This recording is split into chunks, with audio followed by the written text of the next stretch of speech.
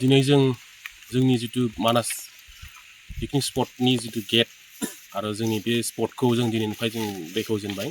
बेवहाय जों हांख्रायनानै लाबोदोंमोन जोंनि मानाव गेदेर जोंनि बाक्सा डिभिजननि DFO लोगोसे आरो जोंनि समाज सिबि बिथां जोंनि जाय गायसनगिरि बिथां मानास इक' टुरिजम ससाइटिनि बिथां श्री सतन कुमार रामसियारि लोगोसे आरो जोंनि बे ओनसोलनि बे जोंनि बागानपारा ब्लक ओनसोलनि गासैबो बुद्धिजिबिखौ लानानै जों दिनैनि बे गेट जितु अपेन खालामनाय बेखौ जों दिनै जागायबाय।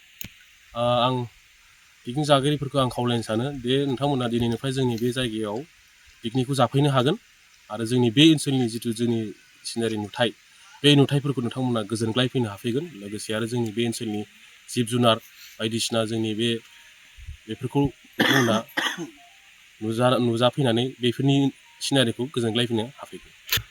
जों बेनि थाखाय जों माखासे जों बेब'स्था लादों। जोङो बेनि थाखाय जोंनि आखाइजों बानायनाय जितु जों डास्टबिन होनना बुङो बे डास्टबिनफोरखौ जों बानायनाय जादों। लोगोसे आरो बेयाव जों माखासे नेमखान्थि बानायनाय जादों। बे नेमखान्थि बायदियै जों बिथांमोनखौ सोलिनो थाखाय खावलायदों आरो जायफोर बिथांमोना बे नेमखान्थि जुदि बारगा मावोबा बिथांमोननि थाखाय जोंनि जितु आयेन दङ